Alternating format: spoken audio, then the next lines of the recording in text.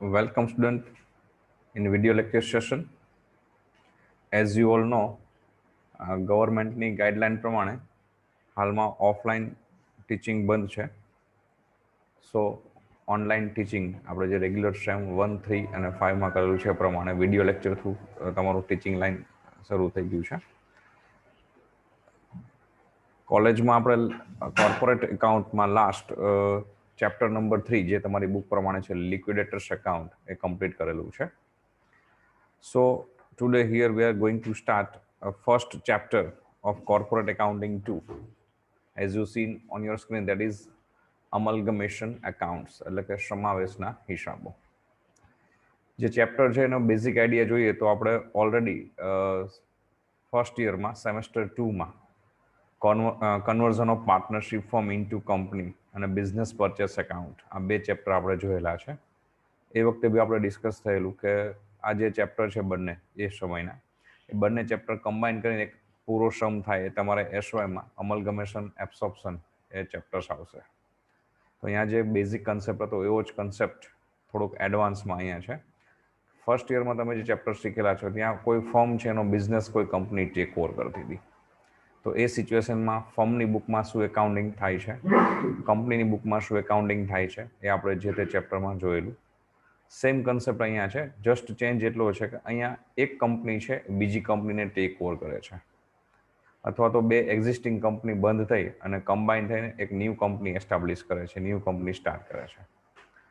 સો majority જે accounting method છે, જે ટ્રીટમેન્ટ છે, જે એકાઉન્ટ્સ એના છે એ આપણે ઓલરેડી ફર્સ્ટ યરમાં જે શીખેલા છે એ જ પ્રમાણે છે. થોડા કંપની લેવલના ચેન્જીસ એમાં જોવા મળશે. So today here we are going to start first chapter amalgamation of account. Subject છે corporate accounting 2. સ્ક્રીન ઉપર બુકનો સ્ક્રીનશોટ રાખેલો છે, તમે બુકમાંથી પણ એ ક્વેશ્ચન જોઈ શકો છો. First point, introduction. During last some years, many amalgamations have taken place. Two tea companies, Brookbone India Limited and Lipton India Limited, combined and form a new company called Brookbone India Limited. Brookbone Lipton India Limited. કે છેલ્લા ઘણા વર્ષોમાં આપણે એવું જોવા મળેલું છે કે ઘણા બધા સમાવેશ, ઘણા બધા સંયોજનો બે કંપનીઓના થયેલા છે. એક્ઝામ્પલ તરીકે આપણને આપેલું છે કે બે ચાની કંપનીઓ જે ફેમસ છે, જે તમે પણ જાણતા હશો, બ્રુકબોન ઇન્ડિયા અને લિપ્ટન ઇન્ડિયા. તો આ બંને ચા બનાવતી કંપનીઓ છે, જે બંને કંપનીઓ ભેગી થઈ સંયુક્ત મળી અને એક નવી કંપની શરૂ કરેલી છે, બ્રુકબોન લિપ્ટન ઇન્ડિયા લિમિટેડ. બીજું એક એક્ઝામ્પલ આપેલું છે, the Hindustan Lever Limited absorbs Tata Oil Mills Limited Tomco company. કે હિન્દુસ્તાન લીવરે ટાટા ઓઇલ મિલ કંપનીને પોતાનામાં સમાવેશ કરેલો છે. The Arvind mills Limited absorbs the Rohit mills Limited. અમદાવાદની બહુ ફેમસ કંપની છે, તમે જાણો છો, અરવિંદ મિલ્સ લિમિટેડ. એને રોહિત મિલ્સ લિમિટેડને પોતાનામાં સમાવેશ કરેલો છે. Production on large scale and giant industrial units are the outstanding characteristics of modern business world. કે વર્તમાન સમયમાં જે આપણે બિઝનેસ જોઈએ છીએ, ધંધાકીય વાતાવરણ જોઈએ છીએ, એમાં બહુ મોટી મોટી ઇન્ડસ્ટ્રીઓ, બહુ જાયન્ટ કંપનીઓ છે જે બહુ મોટા પાયા પર ઉત્પાદન કરે છે. There has been a trend towards bigger and bigger business units during the last 100 years.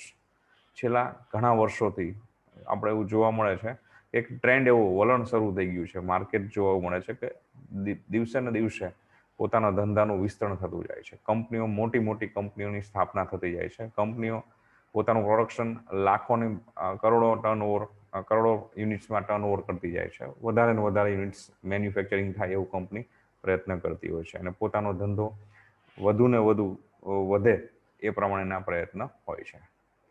Sum of the causes of such trends are as follows. તો આવું બધું થવાના કારણો શું છે કે વધારે મોટી ઇન્ડસ્ટ્રીઝ થતી જાય છે, વધારે પ્રમાણમાં ઉત્પાદન થતું જાય છે, કંપનીઓ બહુ જાયન્ટ મહાકાય કંપનીઓ બનતી જાય છે. તો આ બધું થવા પાછળના ઘણા બધા કારણો છે. એમાંના કેટલાક કારણો આપણને અહીંયા જણાવેલા છે. નંબર 1 છે, cut throat competition at national and international level is harmful to all business enterprises. Therefore, they run to amalgamation to save themselves from his competition. કે માર્કેટમાં એક પ્રકારનો ધંધો કરતી કે એક જ પ્રકારની વસ્તુ બનાવતી ઘણી બધી કંપનીઓ હોય છે, અથવા તો એકથી વધારે કંપનીઓ માર્કેટમાં હોય છે. તો એમાં એવું બનશે કે કંપનીઓ વચ્ચે અંદરો અંદર ગળાકાપ હરીફાઈ થશે, માલને વેચવા માટેની, ગુડ્સ સેલ કરવા માટેની, ક્વોલિટી પ્રોડક્ટ આપવા માટેની. આવું ફક્ત નેશનલ લેવલે છે એવું જ નથી, ઇન્ટરનેશનલ લેવલની કોઈ પ્રોડક્ટ હોય તો એમાં પણ આવી કોમ્પિટિશન જોવા મળે છે. એને કારણે એવું બને કે જે કંપનીઓ છે, જે બિઝનેસ ઇન્ડસ્ટ્રીઝ છે, એને નુકસાન થાય, પોતાના પ્રોફિટ લો માર્જિન ઉપર લઈ જવા પડે, ક્વોલિટી બાર્ગેનિંગ કરવું પડે, ઘણી વખત લોસ કરીને પણ કંપનીને રન રાખવી પડે છે. પોતે જે ટાર્ગેટ નક્કી કરેલો છે, ટાર્ગેટ સુધી કંપની પહોંચી ન શકે. તો આ બધા રીઝન્સ છે કે કંપની કોમ્પિટિશનમાં ઉતરશે તો એનું નુકસાન કંપનીને જ થવાનું છે. તો આ કોમ્પિટિશન હરીફાઈ ન થાય એના માટે કંપનીઓ જે પોતાની હરીફ કંપનીઓ છે એની સાથે સંયોજન કરી લે છે અને ભેગા મળી અને એક જ કંપની ચાલુ કરે છે, જેથી કરીને બંનેની અંદરો અંદરની હરીફાઈ ઓછી થઈ જશે. બીજું રીઝન આપેલું છે, 2 or more units combine to form a large size company in order to get the benefit of economic of scale. કે બે અલગ અલગ યુનિટ, બે અલગ અલગ કંપનીઓ હશે તો ઉત્પાદનનું જે લેવલ છે એક લિમિટ સુધી મેન્ટેન કરી શકશે. પણ જો કંપની મોટી થઈ જશે તો ઉત્પાદનનું જે લેવલ છે એ ઉત્પાદનનું લેવલ કંપની વધારી શકશે અને વધારે પ્રમાણમાં ઉત્પાદન કરી શકશે, જેથી કરી અને એને કોસ્ટ કટિંગના બેનિફિટ મળશે. લાર્જ સ્કેલ ઉપર પ્રોડક્શન થશે તો એના પણ ઘણા બધા બેનિફિટ્સ કંપનીને મળશે. Number 2, meaning of amalgamation, absorption and reconstruction. તો સંયોજન શું છે, સમાવેશ શું છે અને રિકન્સ્ટ્રક્શન એટલે કે પુનઃસ્થાપના, પુનઃરચના શું છે, એનો અર્થઘટન અહીંયા આપેલું છે. In order to get the benefit of large-scale trading, there has been a trend towards combining 2 or more business units. કે મોટા પાયા પર ઉત્પાદનના લાભ, નફાના લાભ મેળવવા માટે અત્યારે એવો માર્કેટમાં ટ્રેન્ડ ચાલે છે કે બે કંપનીઓ હોય એ ભેગા મળી અને સંયુક્તપણે એક કંપનીની રચના કરે. There are various ways of combining 2 or more companies. તો આ રીતે બે કંપની ભેગી કરવી અને સંયુક્તપણે કોઈ બિઝનેસ ચલાવો એની ઘણી બધી રીતો છે. એમાંની 3 મેથડ આપણને આપેલી છે. First one, amalgamation. When 2 or more companies carrying on similar business decide to combine, a new company is formed to take over their business. This process is known as amalgamation. કે એક સરખો ધંધો કરતી બે કંપનીઓ હોય કે જેનો બિઝનેસ ઇન્ડિવિજ્યુઅલ ચલાવે તો એ જે બિઝનેસ કરે છે એવો જ બિઝનેસ બીજી કંપની કરે છે. તો આવી અલગ અલગ કંપનીઓ ભેગી મળી અને એક સંયુક્ત કંપનીની સ્થાપના કરશે, જે પ્રોડક્શન તો એ જ કરશે પણ હવે બંને ભેગા મળીને કરશે. તો આ પ્રકારની જે રચના છે એને આપણે અમલગમેશન એટલે કે સંયોજન કહી શકીએ. The existing companies go into liquidation. જે હાલમાં જે બંને કંપનીઓ છે કે બેથી વધારે કંપની જે સરખો ધંધો કરતી કંપનીઓ છે એ કંપનીઓ લિક્વિડેશનમાં જશે એટલે કે બંધ થઈ જશે. Usually, the new company will issue its share in satisfaction of the purchase price and they would given to the shareholders of existing company in exchange of their old share. સામાન્ય રીતે એવું બનશે કે જે વર્તમાન કંપનીઓ છે એ ફડચામાં જશે અને નવી કંપનીની સ્થાપના થશે. એ નવી કંપની છે એ જૂની કંપનીને ખરીદી લેશે એવું દર્શાવાશે ઓન પેપર, અને એના ખરીદ કિંમતના બદલામાં નવી કંપની પોતાના શેર્સ એ જૂની કંપનીને એઝ અ પરચેસ પ્રાઇસ ખરીદ કિંમત તરીકે આપશે. જે જૂની કંપનીના શેરહોલ્ડર્સને એની જૂની કંપનીના શેરના બદલામાં નવી કંપનીના શેર આપી દેવામાં આવશે. A special resolution is passed by existing company and liquidators are appointed to carry out the scheme of liquidation. આ માટે એક વિશિષ્ટ ઠરાવ છે એ કંપનીની સભામાં પસાર કરવામાં આવે છે અને એક લિક્વિડેટર કે જે આ વહીવટ કરનાર વ્યક્તિ છે એની નિમણૂક કરવામાં આવે છે અને આ લિક્વિડેશનની આખી સ્કીમ એ એપ્લાય કરે છે. Accordingly, liquidators sell the assets and liabilities of existing company and in exchange they receive the share of new company in payment of purchase consideration, which would be distributed among the shareholders of the existing company. Liquidator છે એ જૂની કંપનીની મિલકત અને જવાબદારીનો નિકાલ કરશે અને એના બદલામાં ખરીદ કિંમત પેટે નવી કંપની તરફથી શેર્સ મેળવશે. જે શેર એ જૂની કંપનીના શેરહોલ્ડર્સને એના બદલામાં આપી દેશે. Any member who has not voted for special resolution can express his dissent in writing to the liquidator within 7 days after passing the resolution. કદાચ આ જે વિશેષ ઠરાવ પસાર કરવામાં આવેલો હોય લિક્વિડેશન માટેનો, નવી કંપનીની સ્થાપના માટેનો, એ ઠરાવ કોઈ શેરહોલ્ડર્સને મંજૂર ન હોય તો એને લેખિતમાં 7 દિવસની અંદર લિક્વિડેટરને જાણ કરવાની આવે છે. લિક્વિડેટર એનો હિસ્સો છે એ ખરીદી લે છે અને એના બદલામાં એનો હિસાબ એને ચૂકવી દે છે. The liquidator may purchase his interest at price which would be determined by agreement or by arbitration. Suppose two company X and Y amalgamate and form a new company Z, then mathematically the scheme can be represented as X plus Y is equal to Z. Example આપેલું છે કે સમજો કે બે company છે x અને Y, બંને company સરખો બિઝનેસ કરે છે, સિમિલર બિઝનેસ કરે છે, તો બંને કંપની સંયુક્ત થઈ જશે, બંને ભેગા મળી અને એક નવી કંપનીની સ્થાપના કરશે જેનું નામ આપશે ઝેડ કંપની. એક્ઝામ્પલ આપણને આપેલું છે બ્રુકબોર્ન ઇન્ડિયા લિમિટેડ અને લિપ્ટન ઇન્ડિયા લિમિટેડ, બંને કંપની અલગ અલગ હતી, બંને ભેગા મળી અને નવી કંપનીની સ્થાપના કરી છે બ્રુકબોર્ન લિપ્ટન ઇન્ડિયા લિમિટેડ. ઓકે, અબ્સોર્પ્શન, સમાવેશ એવું કહી શકાય. When one of the existing companies take over the business of another company or companies, it is known as absorption. કે જ્યારે કોઈ વર્તમાન કંપની હોય એ પોતાનો બિઝનેસ વધારવા માટે બીજી કંપનીનો બિઝનેસ પોતે ખરીદી લે કે બીજી કંપનીઓના બિઝનેસ ખરીદી લે, તો આ પ્રકારનું જે સ્વરૂપ છે એને આપણે એબ્સોર્પ્શન, સમાવેશ કહી શકાય. The company whose business is taken over goes into liquidation. જે કંપનીનો ધંધો ખરીદી લેવામાં આવે છે એ કંપની ફડચામાં જશે. In this case also the intention is to remove unhealthy competition. આ સિચ્યુએશનમાં પણ મૂળ હેતુ જે છે એ કંપની વચ્ચેની જે બિન જરૂરી હરીફાઈ છે એ દૂર કરવાનો છે. But one company continue its existence and the other company merge into under the Companies Act. Absorption is also treated as one type of amalgamation.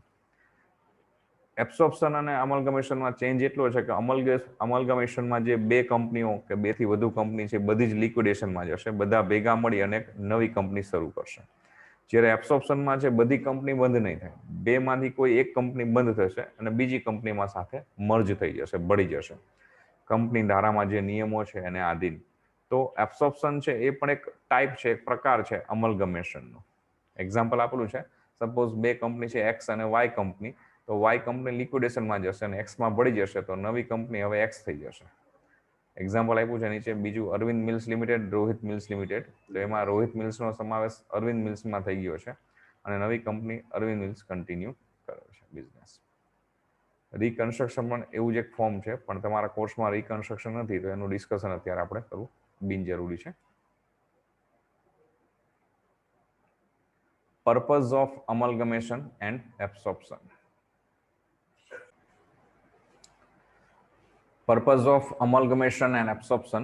The following are some of the purpose for which two or more companies combined by amalgamation or absorption. નીચે આપણને કેટલુંક મુદ્દાઓનું list આપેલું છે, હેતુઓ આપેલા છે કે જેના કારણે બે કે તેથી વધુ કંપનીઓ છે એ સંયોજન કરે છે અથવા સમાવેશ કરે છે. Number 1, to eliminate or reduce competition.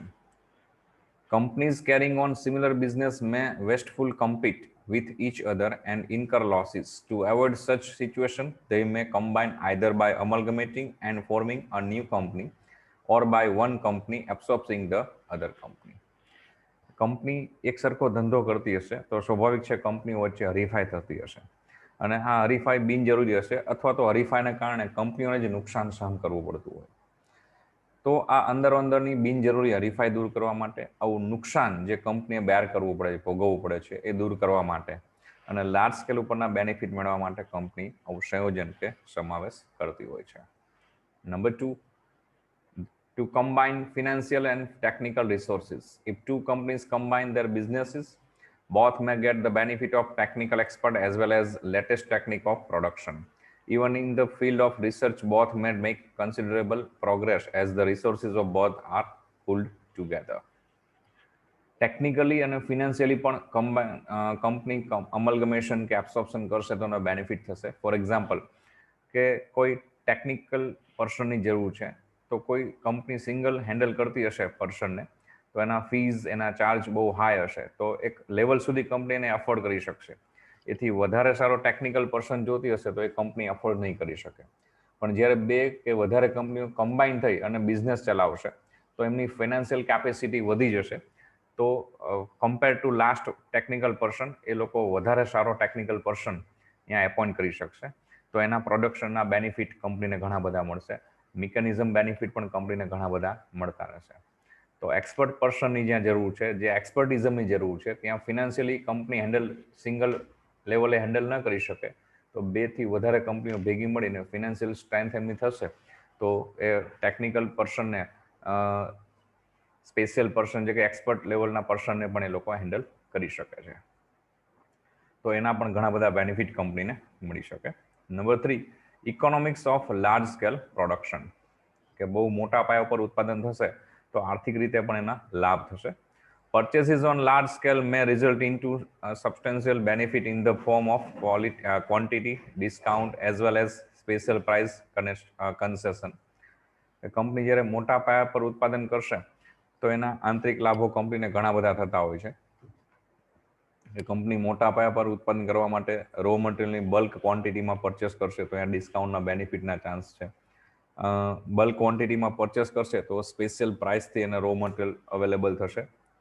એ સિવાયના બેનિફિટ જોઈએ તો other benefits of large scale business are selling on large scale and reducing stock considerably, bargaining favorable with trade union and being able to reject the unreasonable demand of workers, making effective representation before the government and enabling them to sell by product and thus adding to the profit.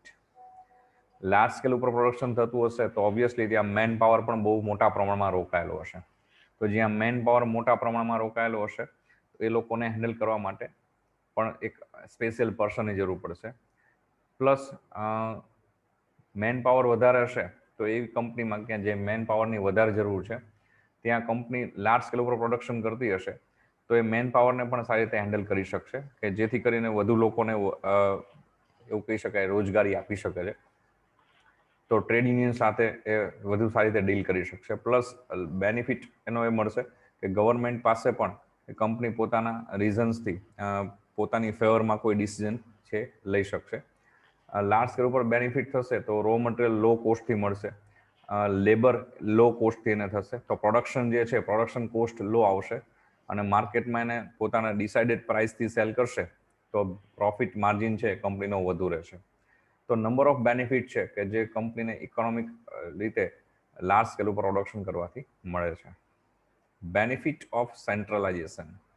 When 2 or more business combine, there would be considerable saving in the administrative expense. Planning and service department may be organized and benefit of specialization are obtained. Of course, such amalgamation may be beneficial to the companies concerned, but they are generally harmful to the society. It results into monopoly and exploits the consumer as well as workers. Some small traders or manufacturers are eliminated, which is clearly a disservice to the society. એવું બની શકે કે 2 company combine થઈને large scale ઉપર production લઈ જશે, benefit કંપનીને ઘણા બધા મળી શકે. ફોર એક્ઝામ્પલ અહીં આપેલું છે કે એડમિનિસ્ટ્રેટિવ એક્સપેન્સમાં કંપનીને બેનિફિટ થશે કે જ્યાં તમારે ફોરમેન વધારે રાખવા પડતા હતા ત્યાં 1 ફોરમેનથી કે 2 ફોરમેનથી તમે કામ ચલાવી શકો. જ્યાં લીડરશિપની જરૂર હોય, મેનેજમેન્ટની જરૂર હોય, ત્યાં મેનેજમેન્ટ માટે જે માણસો તમે 2 કંપની અલગ બિઝનેસ કરશે તો અલગ અલગ માણસો રાખવા પડે. કમ્બાઈન કંપની થશે તો સારો ટેકનિકલ પર્સન એક રાખી અને કામ ચલાવી શકાશે. તો એડમિનિસ્ટ્રેટિવ એક્સપેન્સ વાઇઝ કંપનીને ઘણા બધા બેનિફિટ થશે. સર્વિસ ડિપાર્ટમેન્ટ વાઇઝ કંપનીને ઘણા બધા બેનિફિટ થશે કે જ્યાં એક જ જગ્યાએથી મેનેજમેન્ટ થતું હશે તો મેનેજમેન્ટમાં પણ ઓછા માણસોની જરૂર પડશે અને સારા ટેકનિકલ માણસ તમે રોકી અને સારું મેનેજમેન્ટ કરી શકશો. પણ ઘણી વખત એવું બને છે કે આ બધા જે અમલગમેશન થતા હોય છે, એબ્સોર્પ્શન થતા હોય છે, એને કારણે એનો અલ્ટિમેટલી બેનિફિટ કંપનીને જ મળતો હોય છે, સોસાયટી માટે નુકસાનકારક હોય છે. પછી કંપનીની એક મોનોપોલી માર્કેટમાં ક્રિએટ થાય છે તો જેને કારણે એના વર્કર્સ જે છે, સોસાયટી જે છે એ લોકોને ડાયરેક્ટલી ઓર ઇનડાયરેક્ટલી એનો લોસ થતો હોય છે. પણ મેજોરિટી જે અમલગમેશન છે એનો બેનિફિટ સોસાયટીને પણ મળે છે, વર્કર્સને પણ મળે છે અને કંપનીને પોતાને પણ મળતો હોય છે. તો નંબર ઓફ રીઝન્સ છે કે જેને કારણે ઘણી બધી કંપનીઓ આજના ટ્રેન્ડ પ્રમાણે અમલગમેશન અથવા તો એબ્સોર્પ્શન કરતી હોય છે.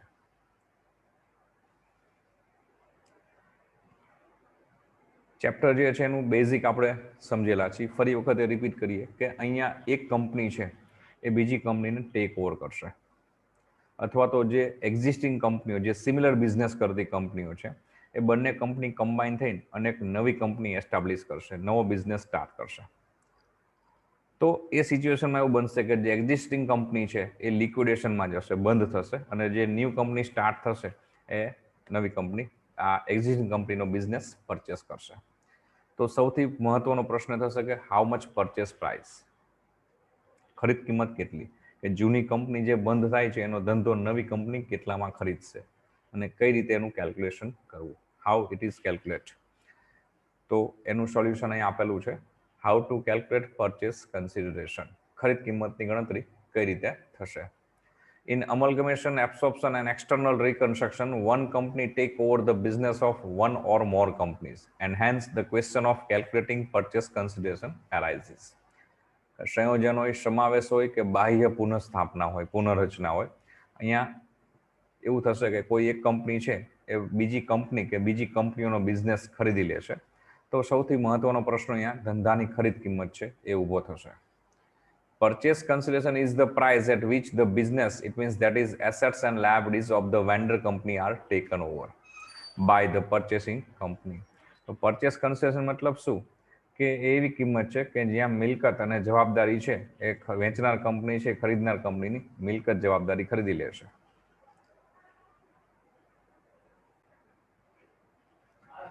There are two methods of calculating the purchase consideration. ત્યાં બે પદ્ધતિઓ છે ખરીદ કિંમત નક્કી કરવાની. First one net assets method, ચોખ્ખી મિલકતની પદ્ધતિ. સેકન્ડ કન્સિડરેશન મેથડ, એટલે ચોખ્ખા મૂલ્યની પદ્ધતિ અથવા પેમેન્ટ મેથડ પણ કહી શકાય. ત્રીજું છે ટોટલ એમાઉન્ટ ગિવન, કુલ કિંમત આપી દીધી હોય. નંબર 1 વાત કરીએ નેટ એસેટ્સ મેથડ, ચોખ્ખી મિલકતની પદ્ધતિ. The purchasing company may agree to take over the business of vendor company by stating the value of various assets including goodwill and various liabilities. ખરીદનાર કંપની છે એ વેચનાર કંપનીની કઈ મિલકતો અને કઈ જવાબદારી પાઘડી સહિત કઈ કિંમતે સ્વીકારે છે એ જણાવેલું હશે. Then in this case the purchase consideration will be the difference between the total assets of taken over at new value agreed upon and total value of liabilities taken over. તો આ સિચ્યુએશનમાં ખરીદ કિંમત કઈ રીતે નક્કી થશે? નેટ એસેટ્સની મેથડથી, મતલબ ખરીદનાર કંપનીએ વેચનાર કંપનીની કઈ કઈ મિલકતો કઈ કિંમતથી સ્વીકારેલી છે એના ટોટલમાંથી, એની કુલ કિંમતમાંથી ખરીદનાર કંપનીએ વેચનાર કંપનીની કઈ જવાબદારીઓ કઈ કિંમતથી સ્વીકારેલી છે એ બાદ કરવામાં આવશે. મતલબ કે પરચેસ પ્રાઇસ તમારે શોધવી હોય તો value of total assets taken over less value of liabilities taken over, સ્વીકારેલી મિલકતો એમાંથી સ્વીકારેલ જવાબદારી બાદ કરવામાં આવશે. Point to be noted for calculation of consideration. તો નેટ એસેટ્સ તમે ગણશો ત્યારે કઈ બાબતો ધ્યાનમાં રાખવાની છે? નંબર 1 એટ અગ્રીડ વેલ્યુ, સૌથી પહેલા તો સ્વીકારેલી કિંમત ધ્યાનમાં લેવાની. If purchasing company take over assets and liabilities of the vendor company at an agreed valuation, then for finding out purchase price according to net assets method, such agreed value will be taken into account. In this case, amount paid for goodwill is also separately stated. કે ખરીદનાર company છે વેચનાર કંપનીની કઈ કઈ મિલકતો કઈ કિંમતથી સ્વીકારે છે એની સૂચના આપેલી હોય તો જે મિલકત જે કિંમતે કંપની સ્વીકારે છે એ જ કિંમત ધ્યાનમાં લેવી. સામાન્ય રીતે આવા સંજોગમાં ખરીદનાર કંપની વેચનાર કંપનીની કેટલી પાઘડી ગણશે ગુડવિલ એ પણ અલગથી દર્શાવેલું હોય છે. Number 2 at book value. If in the example the value at which assets or liabilities are taken over is not mentioned, then it is to be assumed that they are taken over at book value. દાખલામાં સ્પષ્ટતા ન હોય કે વેચનાર કંપનીની કઈ મિલકત અને કઈ જવાબદારી ખરીદનાર કંપની કેટલામાં સ્વીકારે છે, તો એવું સમજવાનું રહેશે કે ખરીદનાર કંપની વેચનાર કંપનીની મિલકત અને જવાબદારી ચોપડા કિંમતે સ્વીકારે છે. નંબર 3 ફિક્ટિશિયસ એસેટ્સ, અવાસ્તવિક મિલકતો. The following fictitious assets and intangible assets should not be included in the total assets as they are not real assets. નીચે જણાવેલી અવાસ્તવિક મિલકતો અને અદ્રશ્ય મિલકતો છે એને મિલકત તરીકે ધ્યાનમાં લેશું નહીં, કારણ કે ખરેખર એ મિલકત નથી. એક્ઝામ્પલ આપ્યું છે પ્રિલિમિનરી એક્સપેન્સીસ એટલે કે પ્રાથમિક ખર્ચાઓ, discount on share or debenture, share અને ડિબેન્ચર પરનો વટાવ, અંડરરાઇટિંગ કમિશન એટલે કે બાંહેધરી કમિશન, એડવર્ટાઇઝમેન્ટ સસ્પેન્સ એકાઉન્ટ, જાહેરાત ઉપલક ખાતું, debit balance of profit and loss account et cetera, નફા નુકસાન ખાતાની ઉધાર બાકી વગેરે. તો આ બધું એસેટ સાઇડ આપેલું હશે અથવા આમાંનું કોઈ એસેટ સાઇડ આપેલું હોય તો એને એઝ એન એસેટ્સ મિલકત તરીકે આપણે ગણવાનું નથી. નંબર 4, અનડિસ્ટ્રીબ્યુટેડ પ્રોફિટ, નહીં વહેંચાયેલ નફો. The following credit balance should not be included in the liabilities as they are accumulated profit belonging to the shareholders. નીચે દર્શાવેલી જમા બાકીઓ છે એને આપણે જવાબદારી તરીકે નહીં ગણીએ, કારણ કે ખરેખર જવાબદારી નથી પણ એકત્રિત થયેલ નફો છે જે શેરહોલ્ડર્સના હક હિસ્સાનો ગણાય છે. એમાં એક્ઝામ્પલ આપેલા છે જનરલ રિઝર્વ એટલે કે સામાન્ય અનામત, credit balance of profit and loss account, નફા નુકસાન ખાતાની જમા બાકી, ઇન્સ્યોરન્સ ફંડ, વીમા ભંડોળ, ડિવિડન્ડ ઇક્વલાઇઝેશન એકાઉન્ટ, ડિવિડન્ડ સમીકરણ એક ખાતું, debenture redemption fund, workmen's compensation fund etcetera. Workmen compensation fund represent the accumulated profit and cannot be deducted from total assets. If, however, some liabilities on account of compensation is accepted by the company, then it must be deducted. કામદાર વળતર ભંડોળ છે એ કોઈ દેવું નથી પણ એક નફાનો ભાગ છે, પણ જો એમાંથી કોઈ જવાબદારી ખરીદનાર કંપનીએ સ્વીકારેલી હોય વળતર અંગેની, તો જેટલી જવાબદારીની રકમ સ્વીકારેલી છે ખરીદનાર કંપનીએ એટલી રકમ દેવા તરીકે બાદ કરવાની રહેશે. Number 5, fund liabilities. The following are the liabilities and they must be deducted from the total assets in case of all liabilities are taken over. નીચે દર્શાવેલી કેટલીક જવાબદારી છે એ કંપનીની જવાબદારી ગણાશે અને એઝ અ લાયબિલિટીઝ આપણે ધ્યાનમાં લેવાની રહેશે. Provident fund, staff pension fund, employee profit sharing fund. Number 6, only assets taken over. Read carefully whether the purchasing company take over the whole business or merely all assets. When only assets are taken over, the liabilities should not be deducted from assets for calculating net assets. ક્વેશ્ચનમાં તમારે ધ્યાનપૂર્વક વાંચવાનું છે કે ખરીદનાર company છે એ વેચનાર કંપનીનો આખો ધંધો હોલ બિઝનેસ ખરીદી લે છે કે ઓનલી એસેટ્સ ફક્ત મિલકતો જ સ્વીકારે છે. જો ખરીદનાર કંપની ફક્ત મિલકતો જ સ્વીકારતી હોય તો નેટ એસેટ્સનું કેલ્ક્યુલેશન આપણે જ્યારે કરીશું ત્યારે ફક્ત એસેટ્સ જ ધ્યાનમાં લઈશું, લાયબિલિટીઝ કોઈ બાદ થશે નહીં. Moreover, when the whole business is taken over, it means even cash and bank balance are also taken over unless they are specifically excluded. જો ખરીદનાર કંપની પૂરેપૂરો ધંધો ખરીદતી હશે તો વેચનાર કંપનીની રોકડ બેંક સહિતનો પૂરો ધંધો કંપની લઈ લેશે, બધી જ મિલકતો સ્વીકારી લેશે, સિવાય કે તમને સ્પષ્ટતા આપેલી હોય કે રોકડ બેંક ધ્યાનમાં નથી લેવાની અથવા ખરીદનાર કંપની નથી સ્વીકારતી તો એને ધ્યાનમાં લેશું નહીં. ઓકે, સેકન્ડ પોઈન્ટ છે કન્સિડરેશન મેથડ, એ આપણે નેક્સ્ટ સેશનમાં જોઈશું.